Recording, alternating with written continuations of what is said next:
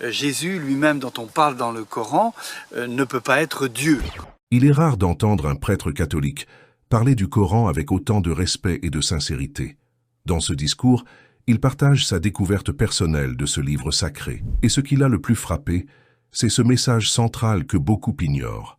Le Coran proclame sans cesse que Dieu est un, unique, sans associé. Ce n'est pas un débat, ni une confrontation. C'est un moment rare, où la curiosité sincère rencontre la vérité. Préparez-vous à entendre un témoignage qui traverse les frontières religieuses avec dignité et intelligence.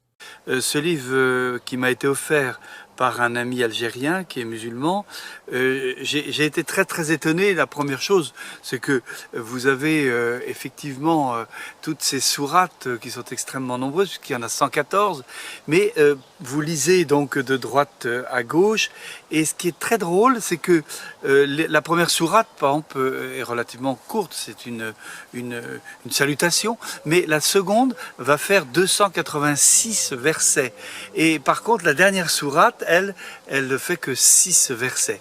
C'est un peu ainsi que se déploie le livre. Alors, ce qui est intéressant, c'est que effectivement dans ce livre, ce qui revient tout le temps sans cesse, et ça c'est une idée très forte, c'est que Dieu est unique, que Dieu est un. C'est évidemment le monothéisme qui considère que la personne de Jésus-Christ, Jésus lui-même dont on parle dans le Coran, ne peut pas être Dieu, quoi. Et ça, cette proclamation du Coran est extrêmement forte. En effet, ce témoignage n'est pas une exception, c'est un appel. Un appel à lire, à écouter et à comprendre avant de juger. Ce témoignage montre une chose. Au-delà des différences, le Coran appelle toute l'humanité à une vérité unique, qu'il n'y a qu'un seul Dieu. Et c'est peut-être le message le plus puissant qui puisse unir les hommes.